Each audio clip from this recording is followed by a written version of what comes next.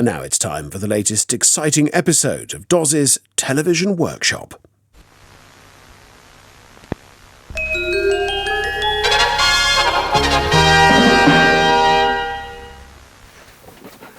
Hello and welcome back to Doz's Television Workshop, where today we're going to be taking a look at this Sinclair ZX Spectrum Plus 2. Now, I know I said I wasn't going to buy anything new until I'd completed my round to it pile, which I'll tell you now is nowhere near complete, but this came up for cheap on Marketplace with some other stuff. So I had a traipse across the country, and when I picked it up, having not done my research first, I'll be honest here, because it was advertised with this and an original PlayStation. The original PlayStation had a controller and, interestingly enough, a PlayStation 2 game with it. But this is missing its power supply. And I thought, well, that'll be easy. It'll just be your normal 9-volt unregulated DC affair. And as you can see on the back here, it is not. This is the revision where they pushed it all off board. I have to say, by the time this came out, I think I'd moved on to things Amiga. So I sort of missed out on these, but I didn't pay too much for it. So, yeah, I'm not too upset about life. It is, of course, made by Amstrad after Sinclair bought them out.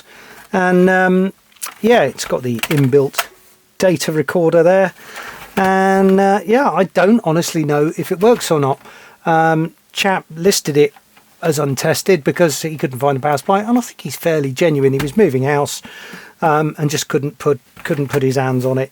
So anyway, there we go, it's come home with me, but that does give me the problem of the power supply. Now, I looked at buying a power supply online thinking, oh, this will be all right, there'll be something available, and they're like 40 quid. And I just thought, oh, that's a bit steep. I felt my wallet clench.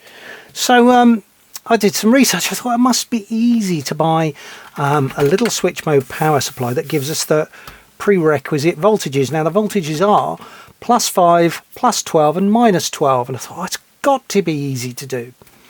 There'll be, you know, a Chinese open frame switch mode power supply or something that will fit the bill for very cheap off AliExpress or something.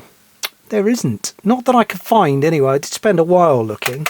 And as I say, they're about 40 quid to buy on eBay, etc. So, yeah, I thought, okay, should we make something linear? That wouldn't be too much of a struggle, but I'd rather something compact. So I went on RS, believe it or not. And I came up with this. This is a Meanwell power supply, so still Chinese, but reputable brand. Its part number is RS6447219, and it gives us exactly the voltages we need. Little open frame switched mode power supply, as you can see. So very neat and compact. It's rated far and above what the requirements of the Spectrum demand, so it should be good.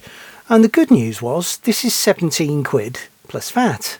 So that's a reasonable price. So obviously we're going to need a case. To wit, I have 3D printed myself something. We can see in there we've got some built-in standoffs so I can screw the power supply down. I've got a cutout at one end that's actually, that's the way around I intend it to go, with the mains to the left here.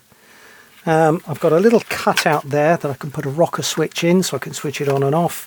And I did think I'd put a hole in it for the lead, but clearly not. We shall have to make something, but that's okay. So, yeah, there we go. 3D printed lid for it, so that can go in like that. Hopefully it won't get too hot in there, because I haven't really put any ventilation in it. We'll see how we get on with that. Other things we're going to need. We're going to need a rocker switch. This is one I've just recovered from a piece of equipment X, Y and Z years ago. So we'll need to work out which way the neon's wired, but I'm sure that'll be easy. And a 1, 2, 3, 4, 5, 6 pin DIN socket there. And that should fit in my power supply hole on my Spectrum there. So that's good. Yeah. Right. Oh, it's going to come apart, isn't it? Right. So I've got to make myself a power supply. I'm going to put the Spectrum out of the way. It might just work with a bit of luck. That'd be nice, wouldn't it? So yeah, we've got to fashion ourselves a power supply. First thing I've got to do is just get the sleeving and rubbish off that. Mount my power supply on there. Connect my mains up at this end. Hopefully the switch will all fit in. It's going to need a little easement, I believe, with a file maybe. I did measure it, but stuff always seems to print smaller than you make it. We'll get around to that. Wire up the output, plug it in and see how we get on. So I think the first thing to do is check the wiring to the Spectrum and the data sheet for this power supply so we can get that right. I'm also going to need a bit of cable. So we've got 3 voltage rails and a ground. So we're going to need a 4-core piece of cable. I'm just going to go and see what I've got. And obviously we're going to need some mains lead. Right, let's go and find some wiring. Right, I've got some bits and pieces. I've managed to find some multi-core cable here that's screened as well for whatever reason, but that's got 1, 2, 3, 4, 5 cores and screen. So that'll be our DC side going to our 6-pin DIN. For the main side of it, I'm just going to lop an IEC lead off so that can feed in there. And yeah, so it's pretty good. Now just look at the data sheet for this power supply. It's 5.5 ground plus 12 minus 12. But there is a note in there that for improved EMC performance, that's the amount of electrical noise this is going to throw out into the world, that point there should be linked to that point there, so these 2 earth sort of tangs here, and back to the chassis. But of course, being completely plastic, I haven't got a chassis, so I think we'll have to ignore that. But there we go, so that's going to sit in like that. Yeah. So we're going to want some screws to put that down, and we're going to need to fit this switch, so I do need to just ease the hole slightly. So I'm just going to get a file in there and enlarge that. It was quite a big bridge for the printer to make. I didn't put any support in there. I think that's what the crux of our problem is, really. Let's see how we're looking. I need to tidy this switch up, but yeah, that's going to look pretty good in there. Okay, I also need to work out which side's the neon on this switch. Does it say 1, 2 and 3? No, it doesn't. Okay, well, we'll work that out. I want the soldering iron switched on. Works a lot better like that.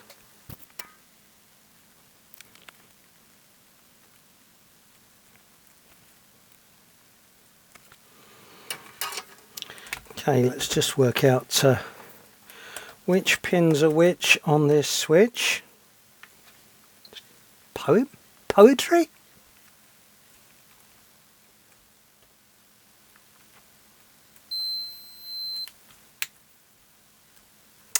Okay, so that's our live contact there, and I suspect one of these is the neon. Not that we'll be able to measure it, I don't suppose.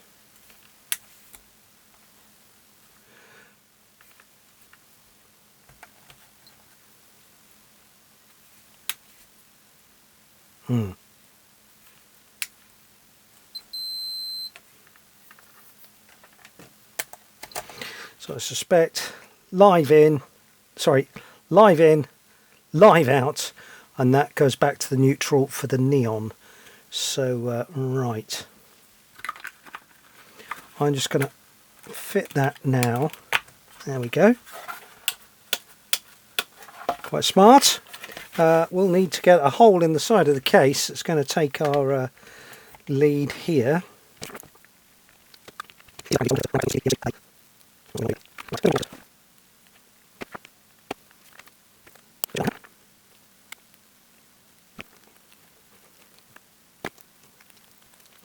There we go. And I need to drill a little hole in the side of the case just to put the mains cable through. So all of you of a sensitive disposition, look away now. Where's my sacrificial soldering iron bit?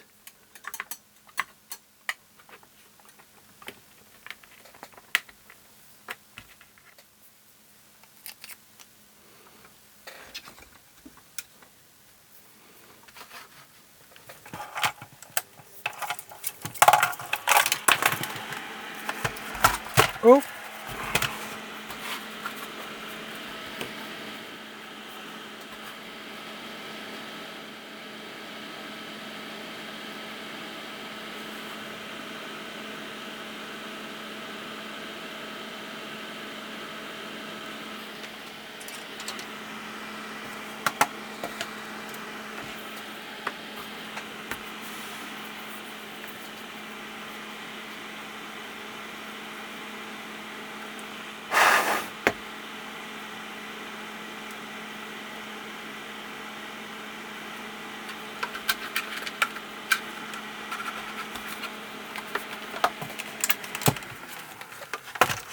Just about perfect.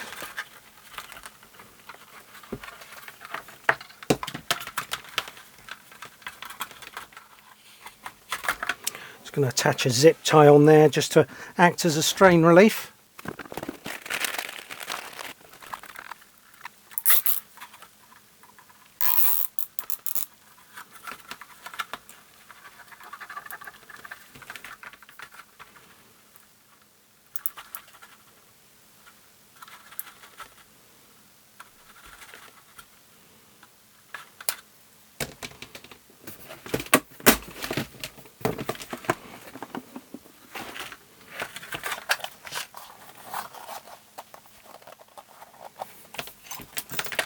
There we go.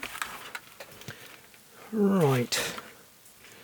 So, what was my pin connections again?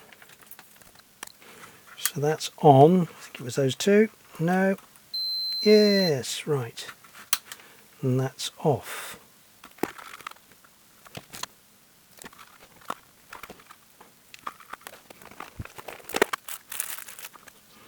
Bit of heat shrink just to show willing.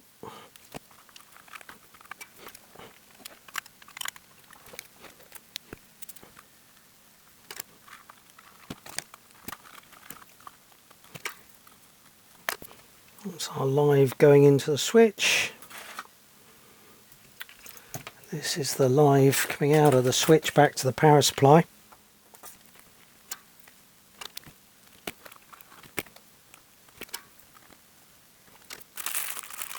A little bit of heat shrink on there.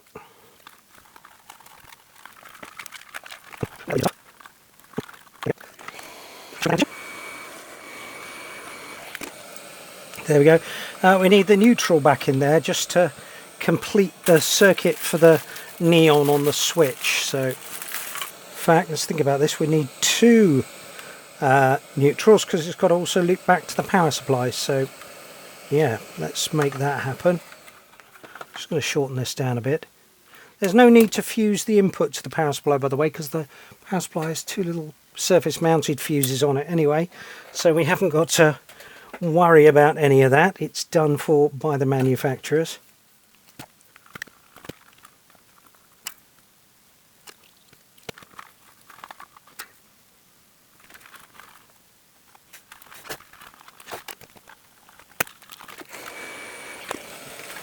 So that's our live neutral and earth coming into the supply.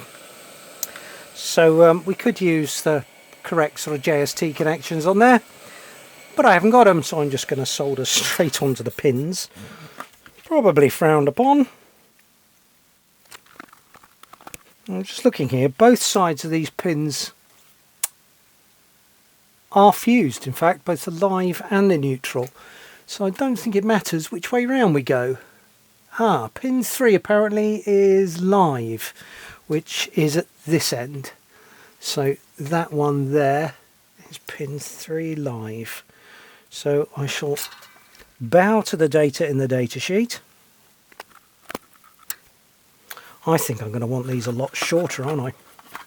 Let's make these a lot shorter, because I've only got to get down to there. Let's not go mad with it.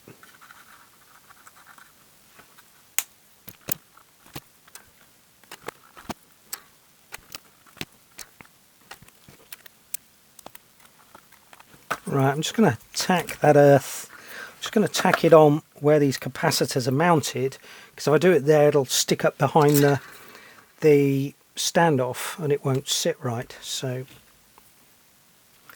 that should keep our EMC at bay. Hopefully.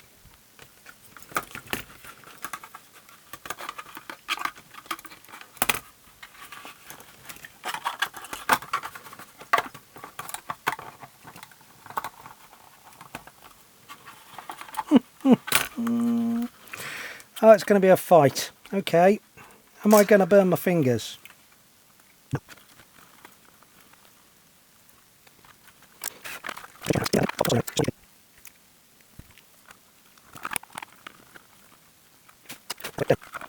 Slide my heat shrink into position.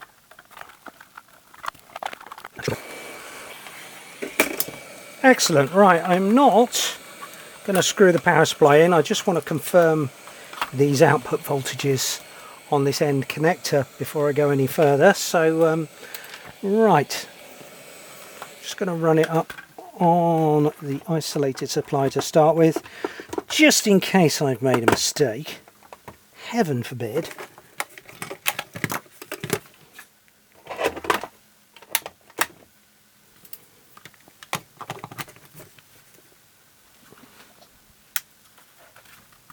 There we've got a neon glowing, so that's good.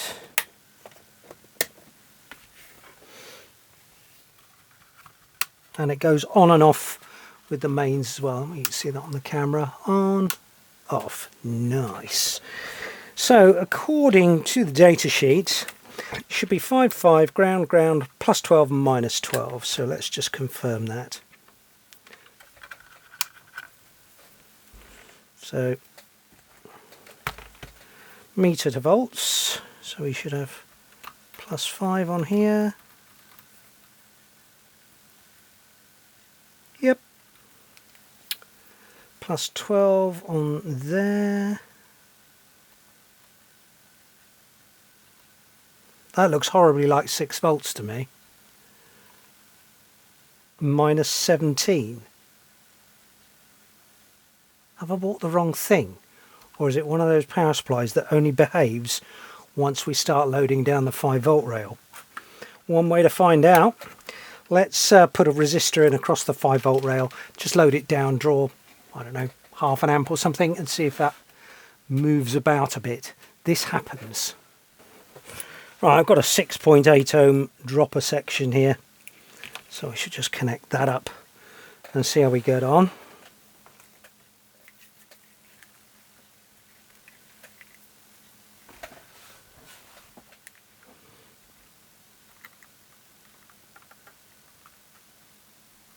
Okay, check we got 5 volts here again. Volts DC, 4.26, close enough. It's probably been dropped across the leads a bit. Plus 12, minus 13. Close enough for government work. A lot of these power supplies, the sort of secondary voltages, so they're all secondary voltages, they're all on the secondary side of the power supply, but they will regulate one voltage, the 5 volts, and then the others sort of follow suit. They haven't actually got any implicit voltage regulation unless you follow them with post regulation, which some power supplies do. Don't think there's any need for that in this case though. So right, good, that's going to work. So yeah, now we've got to do is fit this lead up to the back here. So which colour's going to be which?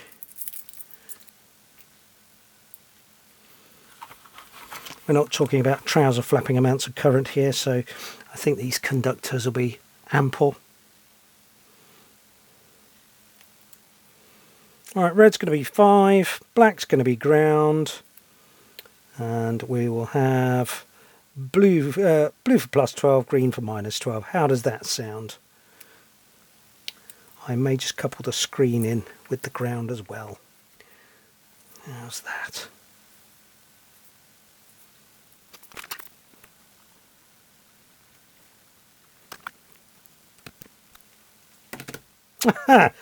The black conductor isn't.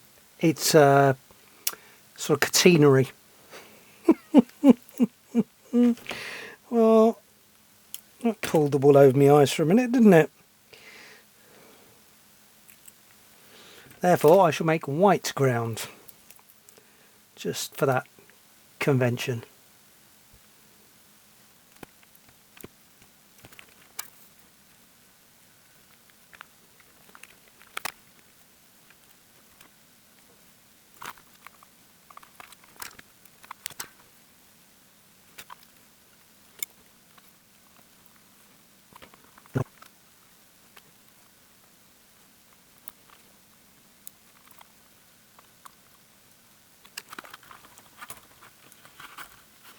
Okay, that's got that in there. I need to widen that slot out slightly and pop 4 screws in there and then fit the DIN plug to the other end.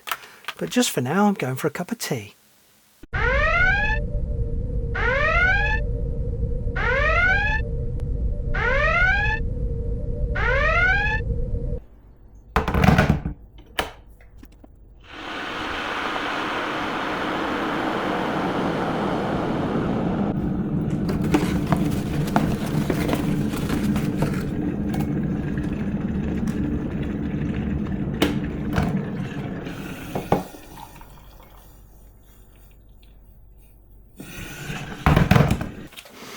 Okay, so it's now the horrible task of fitting the DIN plug. So first things first is to put the outer cover over there, which isn't going to fit. I have to trim it down a little bit to get the outer diameter of our cable to go through this bit of strain relief. That's suboptimal, but it is what it is. Still not going to fit, and I need two layers off maybe. Oh dear, 3. Just about. Tell you what I might want to do. Put a little bit of heat shrink over it that we can shrink back later on. Okay. We've got our 2 metal pieces. Well, that's one. Where's the other gone? There's the pins. Oh, incidentally, off camera I've put the power supply in with just some little self-tappers. Right, so we've got to come through there like that to about there, so we don't actually want much cut off here.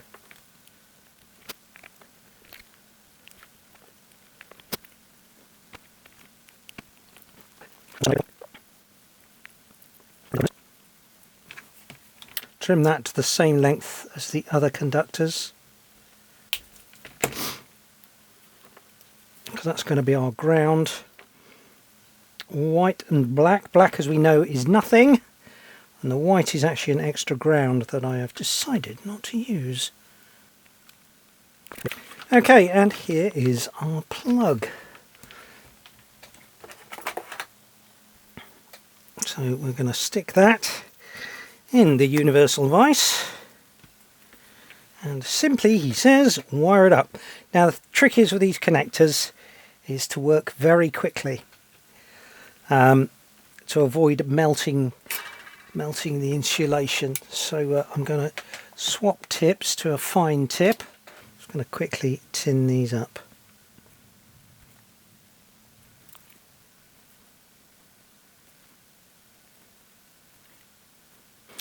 Right, there we go. So I shall just stick a diagram on the screen of the wiring that I have taken from spectrumforeveryone.com, and that pinout is apparently seen from the solder side of the plug. So we've got 2 lots of 5 volts. Of course, I've only got one connection there. So I think what I'm going to do is just bridge in between those two. But the first things first is I want to get that ground in, because that's my centre pin. So I'm going to get that ground in before we go anywhere, because it'll just help support everything.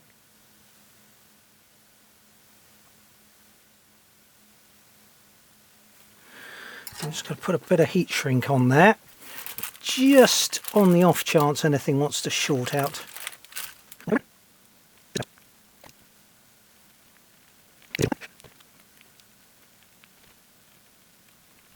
Okay, let's get that soldered into position.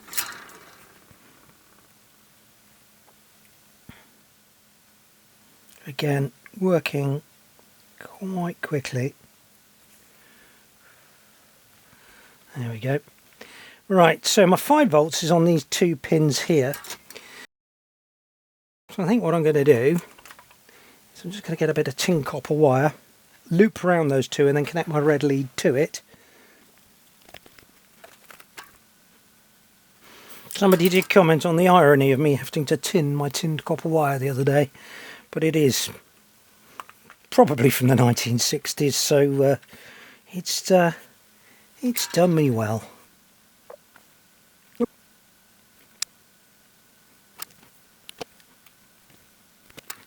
Our red wire is on the plus 5 volt pin of our power supply.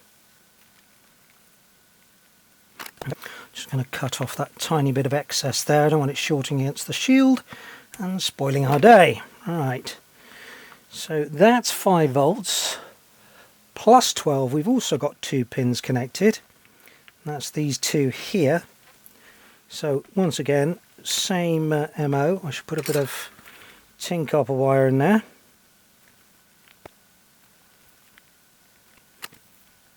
And plus 12 volts is blue.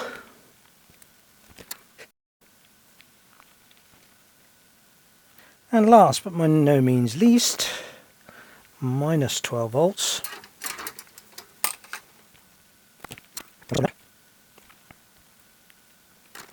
Let's just push this connector together.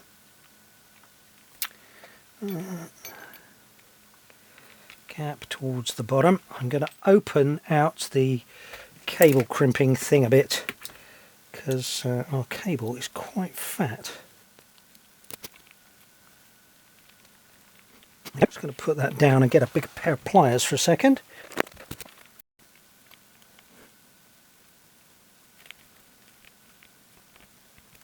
Just crimp that up. There we go. Pop the top on. Oh, crimped at a very satisfactory angle there, have I?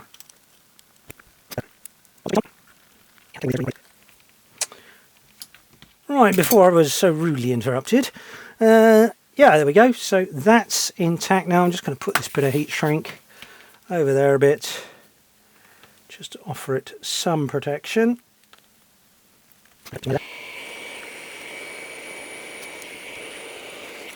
There we go.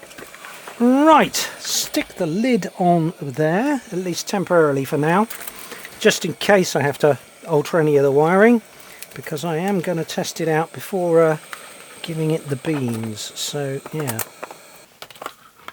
actually don't want the lid on there yet because I've got to beep it out. Right, return of the Spectrum Plus 2. Okay, so how does it come apart? So 1, 2, 3, 4, 5, 6 screws in the bottom there. Okay. Nice crisp crack as we take a screw out for the first time. That's always encouraging. Okay, we got a coarse threaded plastic screw, 20mm long. Sinclair ZX Sinclair 128K Spectrum Plus 2B, made in China. I did watch the Rubber Keyed Wonder documentary the other day that I'd ordered. Very good it is too.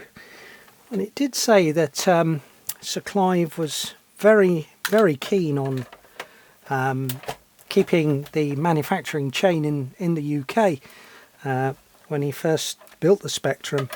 Hence the ULA was made by Plessey, and the things were assembled in Scotland. So yeah, obviously by the time Amstrad bought it, I would imagine it went pretty much to the lowest common denominator.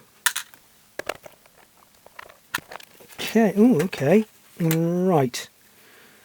Need to sort things out a bit here, because it appears the board is on the bottom. Yeah, we've got a keyboard ribbon and all sorts going on. Okay, I'm just going to tip these remaining screws out, of which that 1, 2, 3, 4, 5, 6, yeah. Okay, let's go this way round and see what we can see. Okay. That's my cassette deck undone, and there's the keyboard. My goodness, it looks a lot different from an original one, doesn't it? Right, let's ease the keyboard ribbons out. There we go. What's our cassette deck belt like? Pretty good, actually. I shall leave that intact for the time being. Right, so DC power in is over here. I've got a reset switch, so that's good.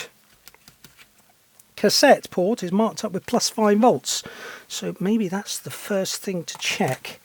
So I'm going to make sure the power supply is off, and make sure we have plus 5 volts on the plus 5 volt rail for a start. There we go. So meter to continuity.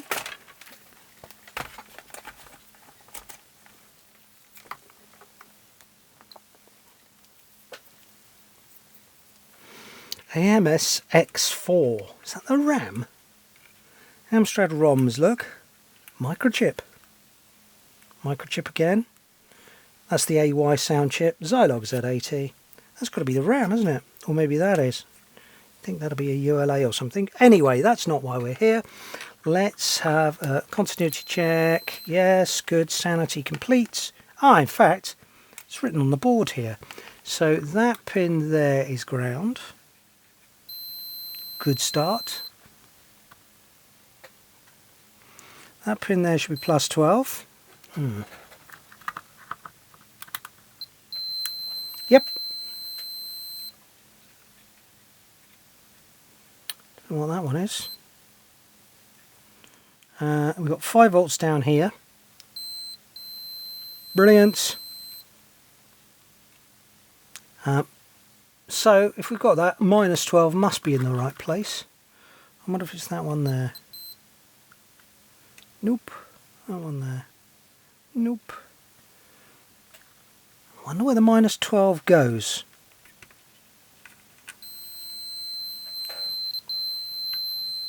That's a worry. Our minus 12 and plus 12 rails appear to be short circuit.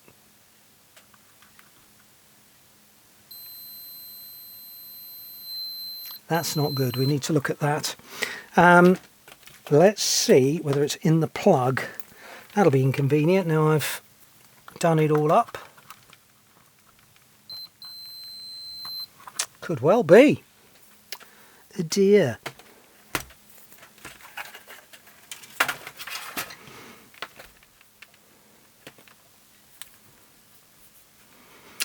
I'm going to have to cut this heat shrink off, aren't I? Or I could just desolder it on the power supply end, actually. That might just be easier. Because I'm wondering if it's a configuration of the power supply with the plus minus 12 somehow commoned up with a, I don't know, some sort of inductor or something. Unlikely, but...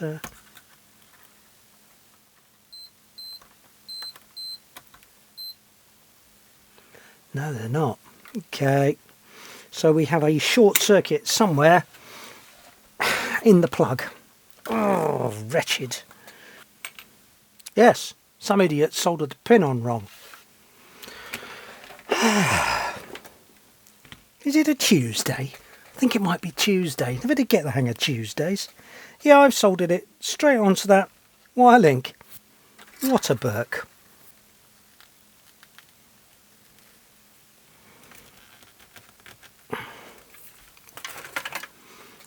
Right.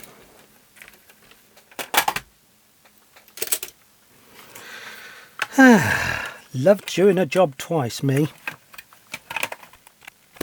So +5 should be on that pin there. It is. Ground is on that pin there. It is.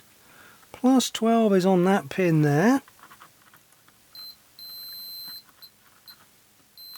It is. -12 is on that pin there. We have a winner. So those are those legends there. So it's +12, ground, +5, and then -12 is the one that sort of snakes across here unnoticed. Right, so we have viable power. Excellent. Now, one thing I was thinking about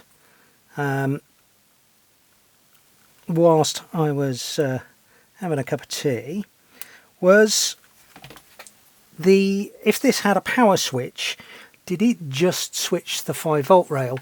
I didn't realise it didn't have a power switch at all. It's just this reset button here, so I'm not worried about it. But if it did have just a power switch and it switched the 5 volts off and left the -12 and +12 on, that -12 would drop to -17 and this would come down to -13 or whatever we measured. Because the 5 volts is off load, we could do some damage. So that's something worth keeping in mind if you're going to use this power supply for anything else, that if the 5 volts is unloaded, then the other voltages drift accordingly. So yeah, you'd want to mitigate that probably by just putting a small load resistor on the 5 volt, either in the power supply or in the machine itself, just to stabilize it, give it something to do so those other voltages are within specifications. As it is, I am not concerned about this with our Spectrum Plus 2. So next thing to do is get the telly in here, see if it works. Right, so I've hooked the Spectrum up to the telly. I haven't got the lid on the power supply because that lid just will not fit. Normally those little snap fit lids I make work quite well, but I've just tweaked the diagram and just printing another one. So we'll see how that comes out. Power's in, RF is in, telly is on, switching on. And we've got nothing. Why is that? We want the mains power on. There we go. And we have some action. Let's just have a little look at the tuning. I'm only in via RF because I haven't got a SCART lead. So let's just have a little tune about, see where we get. Copyright 1982 Amstrad. Fabulous. Hit the reset button, there we go. And we've got our tape loader. Drive M available. What does that mean? I have no idea. +3 basic. That's interesting because on the bottom of the machine it says it's a +2B, but we clearly says +2A, loader +3 basic, calculator and 48K basic. So drive M available. Well, I have no clue. I will have to go and research some stuff. I think the next thing to do really is to take the plastics out and go and stick them through the dishwasher because Mrs. Doz is out.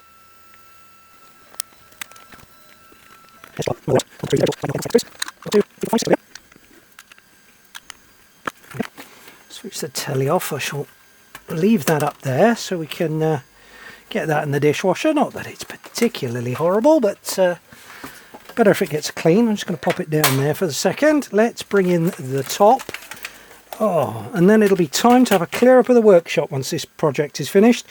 Very similar to the Amstrad cassette deck. Oh, nice crack.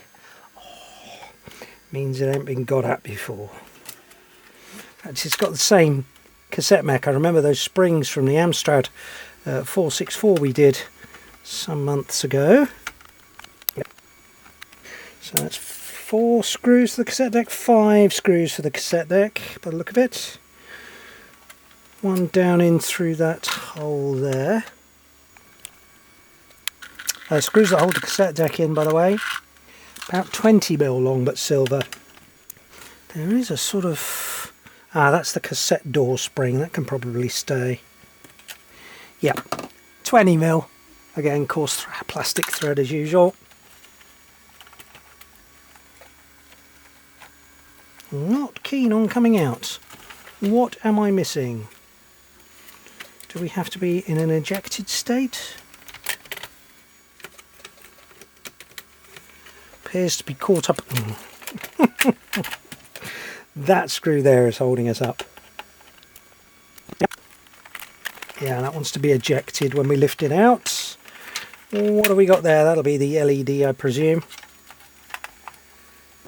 Very similar to the Amstrad deck, except for they've lost the rubber idler wheel. Slightly different looking screw, this one. Yeah, about 10mm long.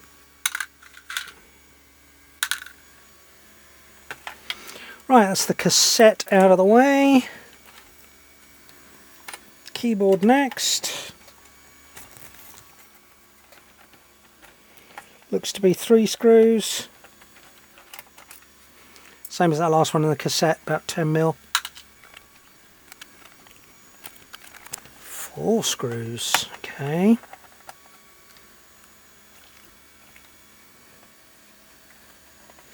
There's a date code on here, but can't make any sense of it. 00323 for the keyboard, but can't really make any sense of that date code. Right, off to the dishwasher with you. And I suspect I'm going to want to do the keyboard.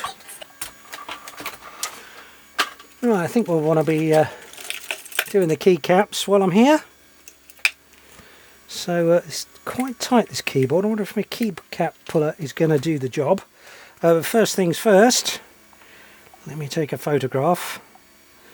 So I know what I'm doing when I come to put the thing back together. Lovely. Okay, see if we can get these off without breakage. He said pulling the brake key off first. There's a joke in there. A very bad one. Yay. Okay, so we've got spring under the brake key. And I suspect they're all going to have springs, aren't they? Being as it's a membrane keyboard underneath.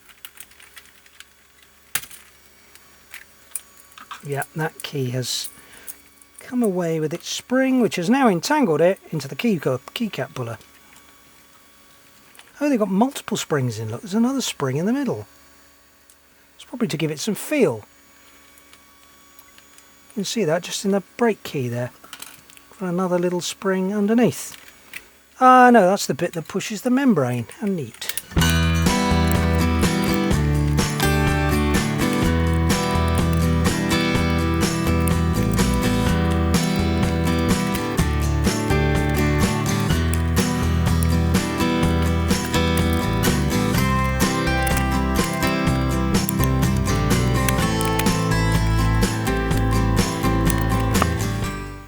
Extend mode key is being a bit stubborn.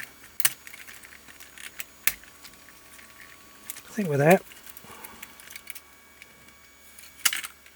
Ah, okay. That's worth noting. Oh no, I've got springs stuck all over the place here. There we go. What's that one doing up there? That's got where's the screwdriver? That's got a little bar in it, like a shift key. Yeah, it's going to be a pain, isn't it? I'll come back to all the awkward keys at the end, I think.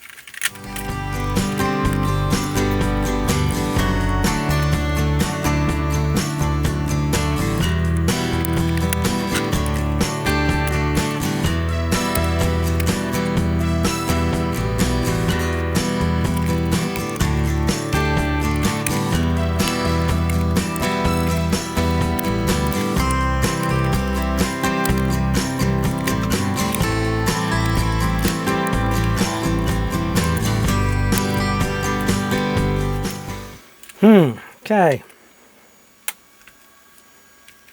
Let's go with the space bar first. That's usually the most awkward. I can see the bar. catch seems to be there. Other catch over here.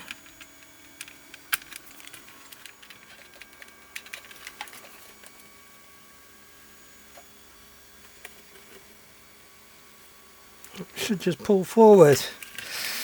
Don't break, don't break, don't break. Yeah, it's really difficult.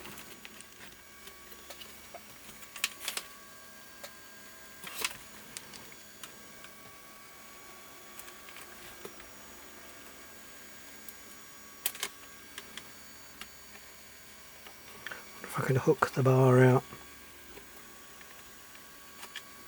The answer is no.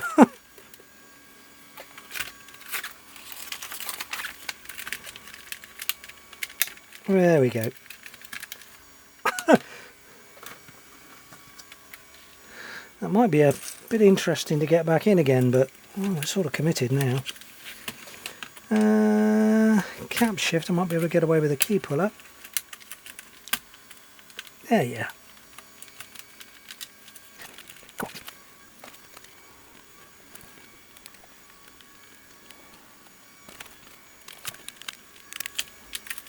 Got it. Not easy, that. I think we could be in for a spot of difficulty when we've got to put them back in.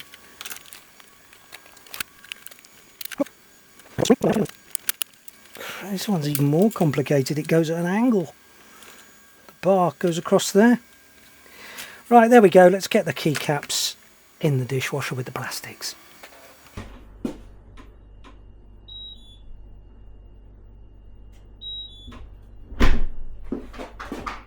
You ain't seen me, right? Right, that's my plastics cleaned and back out of the dishwasher. We're gonna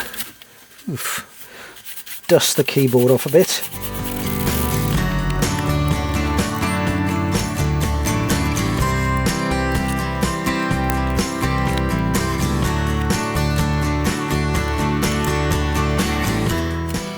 I wonder if the way to do this actually is to take the membrane apart, take this steel back plate off the keyboard, because I can't see any way to hook those rails in.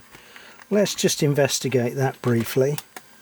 I don't think it's going to be that difficult to pop the back off the keyboard membrane itself. Whether this is going to be foolish, I don't know. I guess I'm about to find out.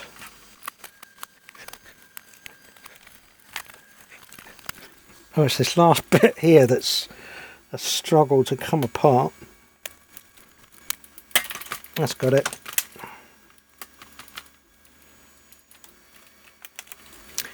I'm just hoping this makes it easier to fit those big keys back in. There we go. Okay. One steel back piece. One membrane. Oh, lots of fluff while I'm in there.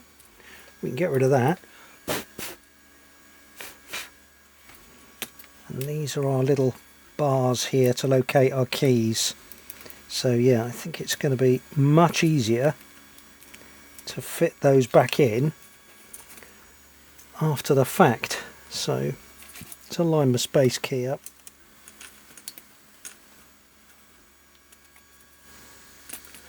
Pop that in, and yeah, I think it's going to be much easier to do it this way round. So if I take that bar out, just pop it out there, and there we go. Hook it into the bottom of the key.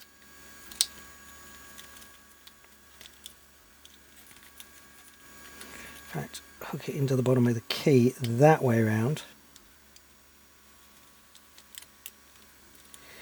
Yeah, there we go.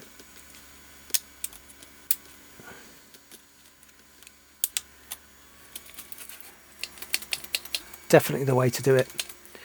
Right, having done one, let's do all the other awkward ones and then put the membrane back together.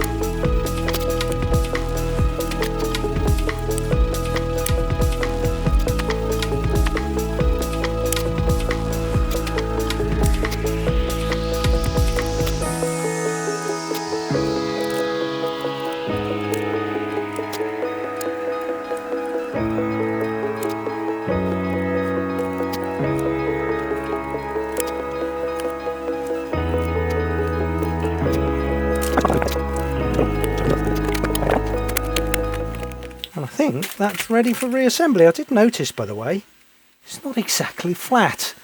I noticed that when I took it apart, but oh well, be alright when it's screwed down, won't it? Let's get it back together.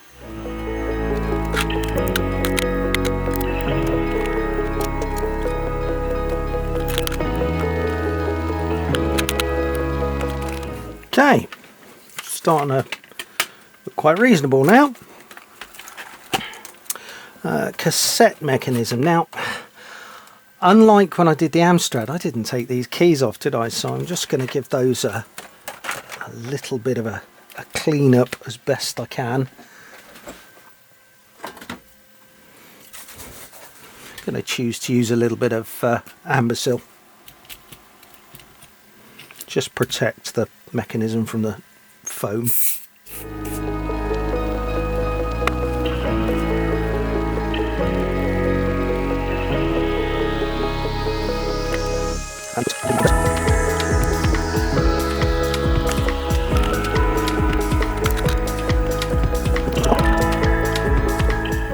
Not even sure that's the right screw.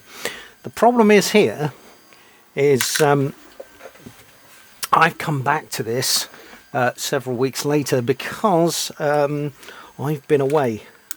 So yeah, what I need to do is go and review my footage. Let me go and do that now.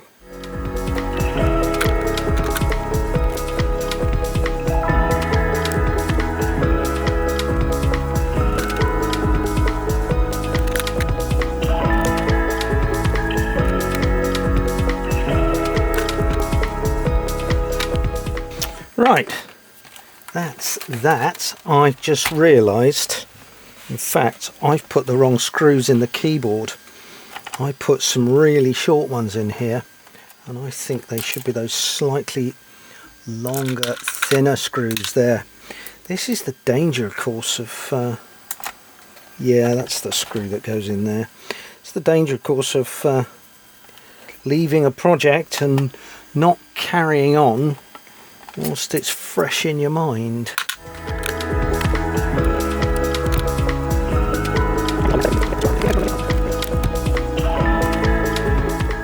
Okay, so that's our top back together. Jagged work? Yeah, perfect. So that's good news. Right, so that's our top case assembly put back together. Bottom case, motherboard, everything aligned up. Yeah, that's about it.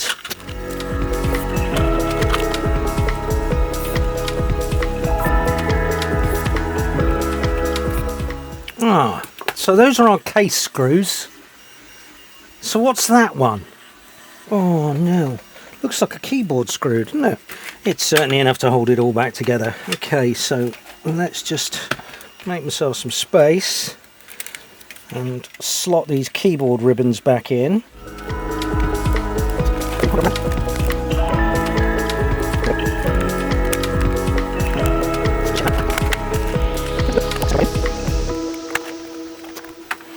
And before I button it all back up, I'm just going to check we still have a working system.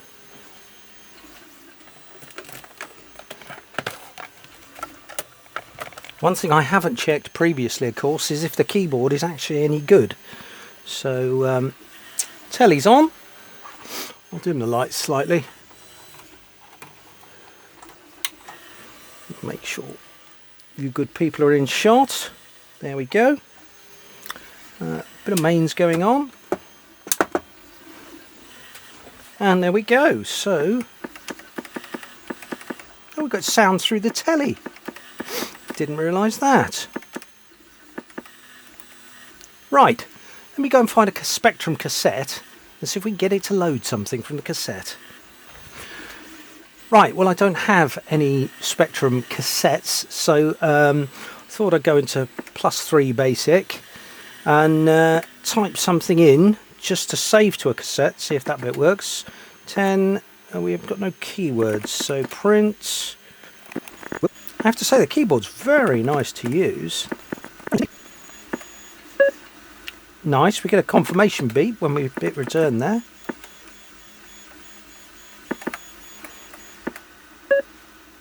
And go to is spaced like it is on the ZX Spectrum Ordinary, and there we go. So that's working. Brake is up there where the delete key could be. That's going to take a little bit of getting used to. So let's just save that as DOS. I've pressed record on the cassette. Wait till the leader disappears. There we go.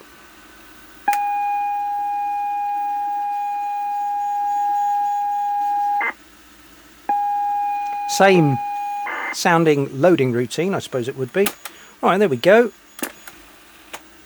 So let's give it a reset. Can I just press loader? Insert cassette and press play. I have done so.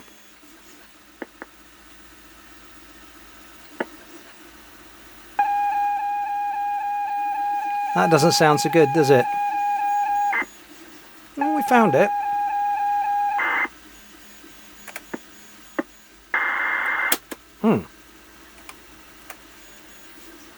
Press brake twice. Maybe we can't load basic programs like that. Oh! Ah! So our program did load. There we are. Right. Jolly good. So the cassette is working. It does sound a bit warbly, doesn't it? Let's see if we can't find out why that is. The capstan and pinch roller do look okay, but I will give them a birth date while I'm here.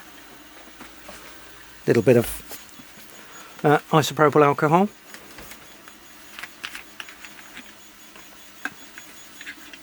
It may well be that that belt just isn't any good anyway. So if that's the case, we shall have to overcome and fit another. Let's just see if we can't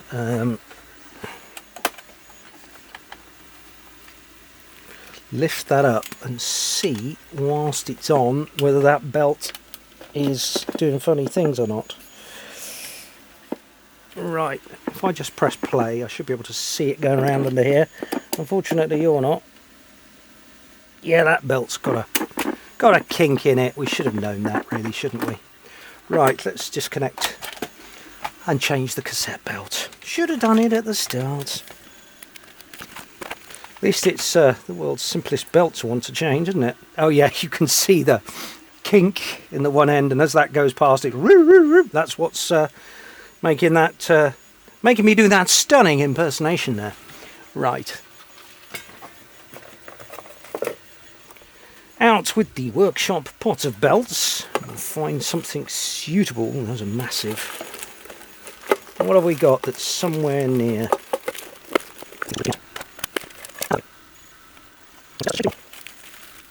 Ooh, that's looking favourite.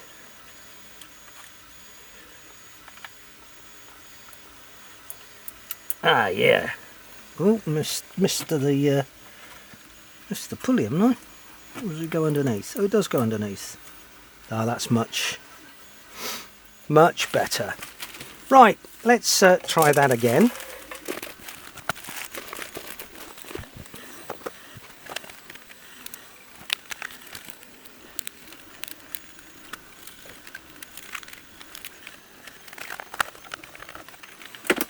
Put our cassette back in. Let's do it in 48 basic and see if the keywords still work. I presume they will, but they're not printed on any of the keys, so it'd be 10p for print. Yeah, it does. So, interesting.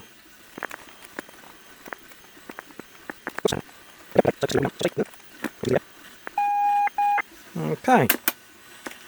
What's the keyword for new? Let's hit the reset button. Let's hope it's going to +3 basic. See if we can load a ZX basic program, a 48k program from the +3.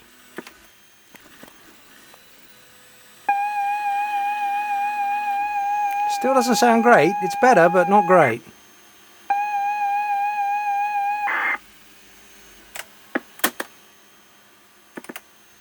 Whoops.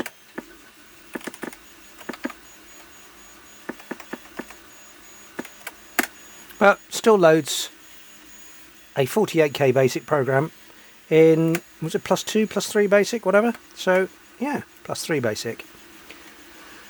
Interesting. Let's have a look at that wow and flutter again.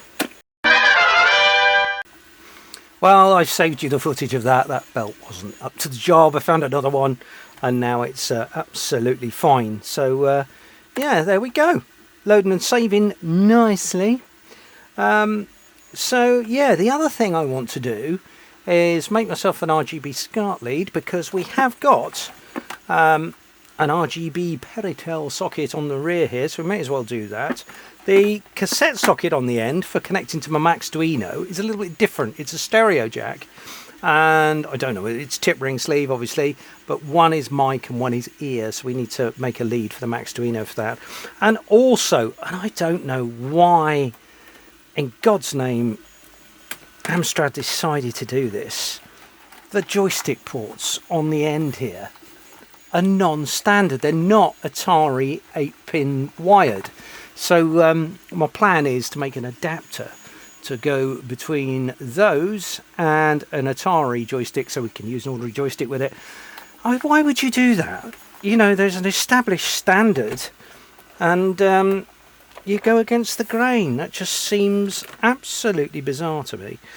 But that's what they did. I presume, you know, if you're in W.H. Smith's in 1989 and you're buying your new +2, +3, then you bought a joystick that went with it. Of course, manufacturers of joysticks cottoned on fairly quickly, and what they did was just put two connectors on there, a grey one for a +2 or +3, and an ordinary black one for those of us with ordinary compatible 9-pin Atari sticks. So yeah, let's have a look at that. Right, well, it turns out the tape sound socket on the back is literally for recording the sound output and nothing else. It doesn't work with the Maxduino. I did try and get it to run with the old car cassette adapter thing, but yeah, never had any luck with that, and sure enough the signal is just way over the top. So yeah, I need to make a modification to the machine to get it to run with that. There is a modification, I've just looked on the web, for modifying that socket so it also accepts a tape input. So I'm going to look at doing that. With regards to the SCART socket and the joystick adapter, I'm going to have to order some bits. So I'm going to call time on this video. Yeah, I'm going to order some parts and maybe do a couple of quick wins on a Wednesday where we'll make the adapters up and look at the joystick, SCART and the sound mod. Anyway, thank you very much for watching. Click like, subscribe, do all that rubbish, and I'll see you really soon here on Doz's Television Workshop. Cheers now, bye.